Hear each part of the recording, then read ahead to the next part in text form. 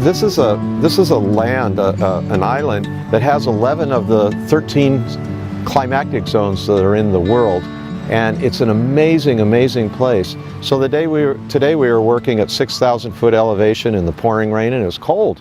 What we're doing over here is cutting wood for guitars. We're working on Haleakala Ranch, cutting a couple of groves that were planted in 1985 under a program called A Million Trees of Aloha. And these are koa trees that were planted by volunteers on Haleakala Ranch, which is about 50 square miles.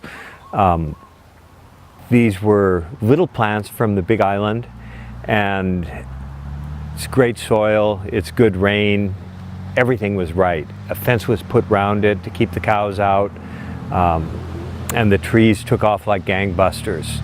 Probably at age 2 to 3, the cows got in, as cows will on Hawaii, and they ate the tops out of all of these trees. And so the trees became short, stumpy things, 3 to 6 feet tall, and then reaching up to a total of 30 to 50 feet.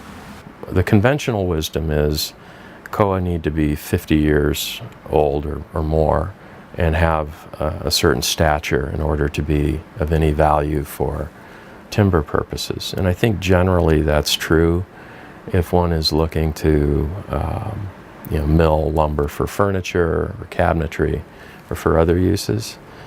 But Paniolo had a particular interest in Tonewood stock. And when we were talking about it, it became clear to us that the longest piece of wood that would be needed for these purposes would be the length of whatever it would take to make a side of a guitar or a soundboard of a guitar. When we cut a tree, we'll cut the trees right at the ground.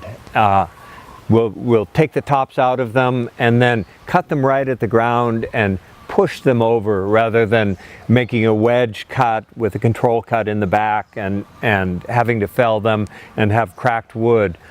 The same people who are cutting the trees are the people who are milling them later on into boards, who are trimming them. The guys who are doing the actual felling are brothers who used to be on hotshot fire crews and who specialized in cutting flaming snags, flaming trees down. And so they have this aptitude, and they're doing everything very carefully, but with the final product in mind. Because what we make at Pacific Rim Tonewoods is parts for guitars, parts for musical instruments. Koa generally has been used for very high-end guitars. You go into a log yard, or you would talk with a rancher or somebody that was cutting wood. Maybe we're just looking at lumber, and we pick the very nicest pieces, the heart of the watermelon. Now, when we come in and do a project like this, we have to expand its use because we're committing to using all of the wood. No more eat the heart, throw away the rind. No more of that. Koa, loosely translated from Hawaiian, refers to something strong and majestic, which I think really embodies the characteristics of koa. So it's part of our lore, it's part of our legacy, it's a very important part of the ecology of Maui and the culture of Hawaii. I have even renewed vigor and interest in koa because I believe that it's a wood that we can propagate into the future. You know how koa seed looks when it's on the tree? Yeah, it's a pod. Here's the pod. So we're working with Haleakala Ranch and Native Nursery to try to develop protocols, methods for growing koa, and it's hard. So it's not something we talk about a lot, but variegation of grain, getting that dark, the golden, the yellow, the black stripes that go through it, that is key. Yeah. I would make guitars with that all day long, even without figure, if I could test for that. Mm-hmm. And then if you can add some figure on top of it, which is going to happen to some and not others, you're golden. You're really, really good. There are some very interesting things and some very exciting work that's being done on propagation techniques and identifying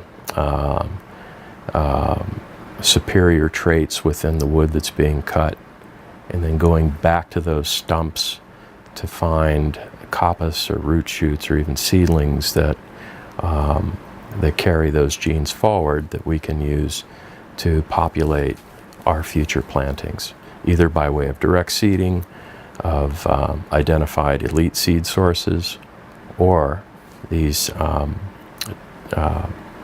rooted cuttings. The roots are all still very healthy. They're all still straight down. They're not curling anywhere. This thing is ready for the ground. For Paniolo,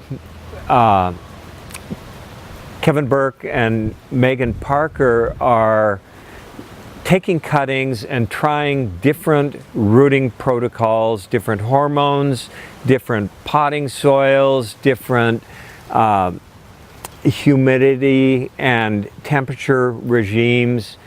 Kevin is working with the nursery, but also with Purdue, and trying to develop methods, first to just grow koa on from sprouts, second, then we'll go on and try to develop the superior, the elites. I want this guy right here. Yeah. I want him pencil thick.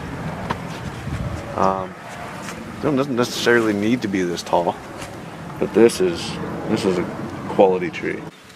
We had this dream, kind of vision, I would say, that you could propagate koa. You could take a forest that has some koa left in it, dead and dying stuff, take it down, turn it into money, and reforest that area as you walk out the back door.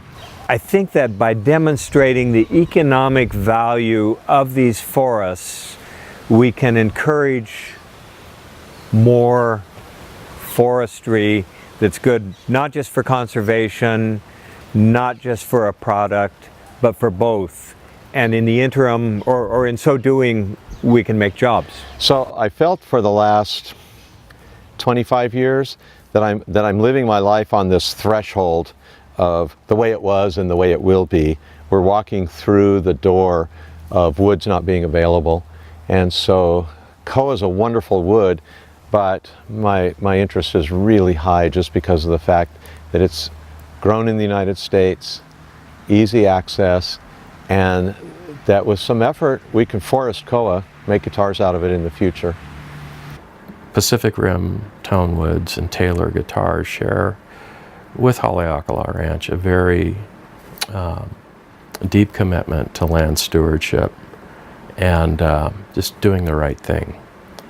And personally, that became very apparent to me not long after our meeting. And we've been building on that common denominator of commitment to the land ever since. And I think it's bearing out in some very interesting ways. A lot of guitars are being made with Haleakala Ranch koa, and that's a beautiful thing. There's just something inherently right about planting trees, but in some ways the icing on the cake is knowing that they're going to musical instruments. That just, on one level, feels really good. We look at this as a place that could really grow a lot of different types of woods in the future, not just koa, because we can grow woods that need to be in the tropics, woods that can be up high, woods that need to be frozen part of the year, or at least get a freeze or a frost. Hawaii is a place that when people learn about it, it's unbelievable. And so we feel that over the next century, maybe with a little push start from us in a few areas, that Hawaii could grow a lot of the woods that guitars are made from.